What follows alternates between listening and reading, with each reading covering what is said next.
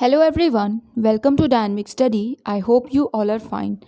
तो आज हम ये प्रैक्टिस एमसीक्यूज़ का थर्ड वीडियो डिस्कस करेंगे और जैसा कि प्रीवियस दो क्लासेस में हमने डिस्कस किया, आज भी हम 5 एमसीक्यूज़ जो कि पेपर 1 से रिलेटेड हैं उन्हें डिस्कस करेंगे। तो चलिए देखते हैं अपने आज के क्वेश्चंस को। तो फर्स्ट ऑफ ऑल जो आज का हमारा पहला क्वेश्चन है वो है, which one of the following p-values will lead us to reject the null hypothesis if the level of significance of the test is 5%? तो बेसिकली कुछ p वैल्यूज़ दी हुई हैं और क्वेश्चन ये है कि p वैल्यूज़ इनमें से क्या होंगी जिसके फलस्वरूप या बेसिकली जिसके वजह से जो हम नल हाइपोथेसिस है हमारी उसे रिजेक्ट कर सकते हैं। क्वेश्चन आई होप क्लियर होगा। तो सिंपल सा क्वेश्चन है और एक चीज़ मेंशन है कि यहाँ पे जो हमारा सिग्निफिकेंस है वो है 5%। दैट इज सिग्निफिकेंस का जो लेवल है इस टेस्ट का 5% है। तो हमें बताना है कि इनमें से किस वैल्यू पे हम रिजेक्ट करेंगे अपनी नल हाइपोथेसिस को। तो जो ऑप्शंस है वो है, first option is 0.03, second is 0.15, third is 0.10 and fourth is 0.20। तो ऑब्वियसली ये क्वेश्चन वैसे तो बहुत इजी है, बट थोड़ा सा इसको डिस्कस करें तो आपको पता होगा कि जब हम स्टैट्स में हाइपोथेसिस का टेस्ट करते हैं तो उसके जो आउटकम होते हैं वो दो पॉसिबल होते हैं। ऑब्वियसली सबसे पहले तो हम या तो नल हाइपोथेसिस को रिजेक्ट करें या तो नल हाइपोथेसिस को हम एक्सेप्ट करें। H0 या H0 आप जो भी कहें उससे हम नल हाइपोथेसिस को रिप्रेजेंट करते हैं और H1 से बेसिकली हम अपने अल्टरनेट हाइपोथेसिस को रिप्रेजेंट करते हैं। तो यहाँ पे दिया हुआ है कि जो हमारा सिग्निफिकेंस लेवल है वो है 5%। तो अगर हम 5% की बात करें तो हम 5% को 0.05 लिख सकते हैं और सिमिलरली जो 1% सिग्निफिकेंस लेवल का टेस्ट होता है उसको हम 0.01 से डिनोट कर सकते हैं। सो अगर p वैल्यू जो है हमारी उसकी वैल्यू हमारे जो सिग्निफिकेंस लेवल की वैल्यू आई है उससे ज़्यादा है, उस केस में हम अपनी H0 को दैट इज़ नल हाइपोथेसिस को एक्सेप्ट करते हैं।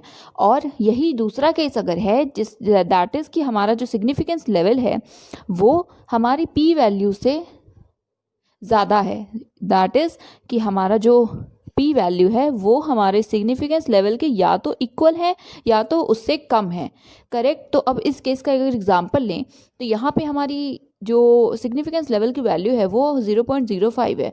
तो इस केस में अगर हमारी p वैल्यू 0.05 से ज़्यादा होगी उस केस में हम एक्सेप्ट करेंगे अपनी हाइपोथेसिस को, नल हाइपोथेसिस को। और सिमिलरली जो दूसरा केस है, अगर हमारी जो p वैल्यू है वो इक्वल टू या उससे कम 0.05 के, उस केस में हम अपनी हाइपोथेसिस को रिजेक्ट करते हैं। Very simple. तो क्वेश्चन में यही है कि हमें इनमें से कौन सी वैल्यू होगी, p वैल्यू बेसिकली, जिसकी वजह से हम अपनी नल हाइपोथेसिस को रिजेक्ट करें। तो आई थिंक आपको आंसर मिल ही गया होगा। Yes, option number first is the correct answer, क्योंकि वो 0.05 से कम है। तो इस वैल्यू पे, इस p की वैल्यू पे हम अपनी नल हाइपोथेसिस को रिजेक्ट करेंगे। सिग्निफिकेंस लेवल की बात करते हैं तो ये बेसिकली एक रिस्क फैक्टर तक की तरह की है कि जैसे 5% हमारा अगर लेवल ऑफ सिग्निफिकेंस है किसी टेस्ट का, 5% हमारी इस बात की प्रोबेबिलिटी है, ये हमारा बेसिकली रिस्क है कि हम H जो हमारी नल हाइपोथेसिस है वो सही है, उसके बाद भी हम उसे रिजेक्ट कर दे रहे हैं। और सिमिलरली जब हम 1% की बात करते हैं तो 1% में भी सेम है कि सिर्फ 1% ही पॉसिबिलिटी है कि हम सही हाइपोथेसिस, सही नल हाइपोथेसिस को भी रिजेक्ट कर रहे हैं। और ये टाइप 1 एरर ऑब्वियसली है कि जब हम किसी सही नल हाइपोथेसिस को, सही हाइपोथेसिस को रिजेक्ट कर रहे हैं, वो सही थी, उसे एक्सेप्ट किया जाना चाहिए था, बट स्टिल हम उसे रिजेक्ट कर रहे हैं, तो ये टाइप 1 में एरर में आता है। और बाकी p वैल्यू की बात करें तो जितनी कम p वैल्यू होगी उतना ही स्ट्रॉन्गर हमारा एविडेंस होता है कि हम H0 को, हमारे जो नल हाइपोथेसिस है, उसे रिजेक्ट कर दें। और नल हाइपोथेसिस को रिजेक्ट करने का मतलब सिंपल है। नल हाइपोथेसिस यही कहता है ना कि हमारे जो वेरिएबल्स हैं या फिर जो भी हमने सैम्पल या जिन भी चीज़ों का हम बेसिकली टेस्ट कर रहे हैं उनमें कोई रिलेशन नहीं है, कोई भी इफेक्ट नहीं हो रहा है। तो उस बात को रिजेक्ट करने का मतलब अल्टरनेट हाइपोथेसिस को एक्सेप्ट किया जाएगा। दैट इज़ कि जो भी हमने चीज़ें ली हैं, जो भी हमने ऑब्जेक्ट, सैम्पल या वट एवर वेरिएबल हमने लिया है, उनमें रिलेशन है, एक दूसरे पर उनका इफेक्ट होगा। तो एनीवेज सिंपल सा ये क्वेश्चन था जिसका आंसर है option number first, that is 0.03।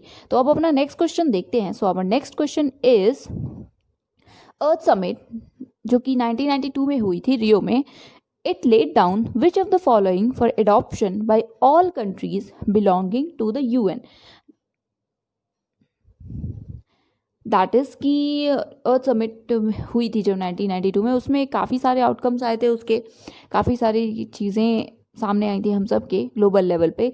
But यहाँ पे पूछा है कि इनमें से ऐसा कौन सी प्रोग्राम है या इनमें से क्या है जिसे कि एडॉप्शन के लिए रखा गया था, सारी ही कंट्रीज़ मतलब बेसिकली उसे अडॉप्ट करें, जो भी यूएन से बिलोंग करती हैं वो सब उसे अडॉप्ट करें, इसके लिए उसे रखा गया था। इनमें से क्या है?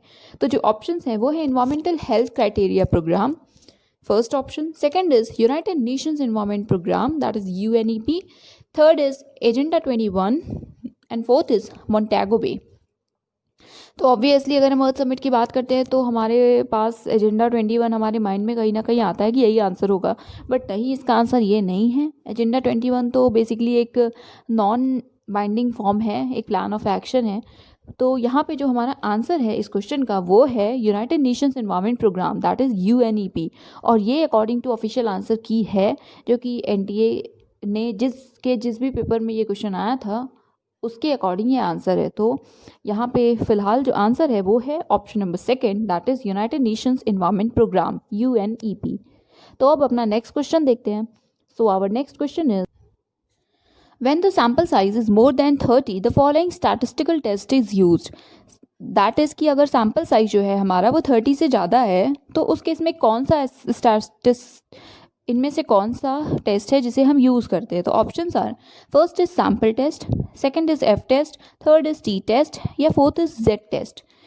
आंसर 100% होना चाहिए जेड टेस्ट, क्योंकि जब हम सैम्पल साइज को ले रहे हैं 30 से ज़्यादा तो इस केस में हम जेड टेस्ट यूज़ करते हैं। और ऑब्वियसली अगर हम 30 से कम ले रहे हैं तो डिफरेंट टेस्ट हैं, बट बेसिकली हम टी टेस्ट को यूज़ करते हैं। बट यहाँ पे क्यों जो हमारा आंसर एनटीए के द्वारा दिया गया था उसमें हमारा जो आंसर दिया है वो है option number first, that is की सैम्पल टेस्ट। तो सारे ही टेस्ट तो सैम्पल टेस्ट है ना, इसलिए इसे सैम्पल टेस्ट हम कह सकते हैं। बट प्रैक्टिकली बात करें तो जेड टेस्ट सबसे ज़्यादा प्रिफर्ड ऑप्शन इसका है, इसका आंसर है, और यही होना भी चाहिए, क्योंकि सैम्पल टेस्ट तो सारे हैं ना। अगर हम 30 सैम्पल से कम लें तो तब भी हम सैम्पल टेस्ट ही कर रहे हैं, 30 से ज़्यादा लें या कितने भी लें तो हम सैम्पल टेस्ट कर रहे हैं। बट जब हमने स्पेसिफिकली मेंशन किया है 30, और 30 इसलिए क्योंकि आपने पढ़ा होगा कि बाई रूल एक सेंट्रल लिमिट थ्योरम है, या उसके अकॉर्डिंग हम 30 को लेते हैं कि अगर 30 से ज़्यादा हम सैम्पल साइज़ ले रहे हैं तो पॉसिबिलिटी है कि जो रिज़ल्ट है ना वो सही आएगा या नॉर्मल डिस्ट्रीब्यूशन है। और वैसे भी जितने भी ज़्यादा हमारे सैम्पल साइज़ होते हैं उतना हमारे एरर की चांसेस भी कम होती है। तो ये चीज़ें हैं। तो यहाँ पे जो आंसर है अकॉर्डिंग टू दी आंसर की वो फिलहाल है option number first, that is की सैम्पल टेस्ट। बट अगर कभी भी ये क्वेश्चन आता है और उसमें सैम्पल टेस्ट या ऐसा कोई ऑप्शन नहीं है तो 100% आंसर जेड टेस्ट ही होना चाहिए। आपके क्या व्यूज़ हैं इस क्वेश्चन पे या इसके आंसर पे, प्लीज़ आप उसे कमेंट में ज़रूर बताइए।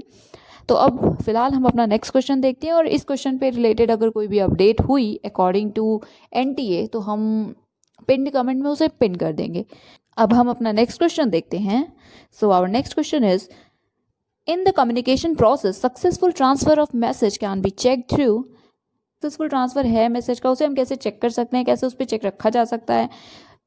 ऑप्शंस हैं, फर्स्ट है एनकोडिंग के थ्रू, सेकंड है मीडियम के थ्रू, थर्ड है फीडबैक के थ्रू या फोर्थ है पैसिव डिकोडिंग के थ्रू। तो ऑब्वियसली फीडबैक ही इसका आंसर होगा, that is option number 3। As a message का ट्रांसफ़र हुआ है कि नहीं सक्सेसफुली, इसके लिए सबसे जो यूज़फुल वे हुआ पता करने का वो फीडबैक ही है। एनकोडिंग, मीडियम या पैसिव डिकोडिंग, इनमें से कोई भी हमें ये नहीं बताया कि जो मैसेज है वो सक्सेसफुली ट्रांसफ़र हो गया है। वो अगर हमें सामने वाला जो रिसीवर है उसके थ्रू हमें फीडबैक मिले हम तभी क्लियरली उसे कह सकते हैं। तो इसलिए यहाँ पे जो हमारा आंसर है वो है option number 3, that is feedback. So अब लास्ट क्वेश्चन आज का देखते हैं। Distance between two stations A and B is 778 kilometre. दो स्टेशंस हैं ए बी, उनके बीच का जो डिस्टेंस है वो 778 किलोमीटर्स है।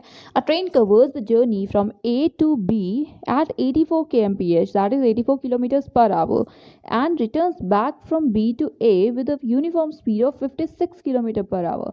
दैट इज़ की 778 किलोमीटर डिस्टेंस है, और जो स्पीड की बात करें तो ए टू बी जब जाती है ट्रेन उसकी स्पीड है 84 kilometres per our, but similarly जब सेम डिस्टेंस पे जब वो वापस आ जाती है तो वो है 56 किलोमीटर पर आवर। तो यहाँ पे क्वेश्चन है कि find the average speed of the train during the whole journey. पूरी जर्नी के दौरान उसकी एवरेज स्पीड क्या रही है वो बताना है। तो जो फॉर्मूला है एवरेज स्पीड का, प्रोवाइडेड की जो डिस्टेंस है वो सेम है और जो स्पीड है उसके बाद सेम ही पोजीशंस पे इधर उधर हो रही है, कभी कोई पर्सन है ए टू बी जा रहा है देन बी टू ए, या कोई ट्रेन है जो ए टू बी आ रही है देन जा रही है, तो उसका जो फॉर्मूला है वो आप सबको पता होगा कि वो है 2xy divided by x plus y. और यहाँ पे जो x और y है वो दोनों जो स्पीड दी हुई है वो है, तो यहाँ पे जो x होगा वो ऑब्वियसली 84 या 56, आप कुछ भी कर सकते हैं, बट सबसे पहले हम पहली स्पीड ही लेंगे। सो 84 देन 56 है, तो यहाँ पे हम जब मल्टीप्लाई करेंगे और इस फॉर्मूले पे इससे रख कर सॉल्व करेंगे तो अब हमारा आंसर आएगा। तो जो हमारा आंसर आएगा वो तो है 67.2 किलोमीटर पर आवर। ये कैसे आया ये आप यहाँ पे देख सकते हैं। सेम फॉर्मूला है 2xy divided by x plus y kilometres per hour. Value as I told you कि 84 है और 56 है, तो यहाँ मल्टीप्लाई करेंगे और उसको हम डिवाइड करेंगे 84 प्लस 56 से। तो अल्टीमेटली जो सोल्यूशन है वो यही है कि ये वैल्यूज़ आई, उसके बाद इसे हमने डिवाइड किया, तो जो हमारा आंसर है वो है 67.2 किलोमीटर्स पर आवर। तो this is our answer. Thank you so much, keep on watching, keep on learning.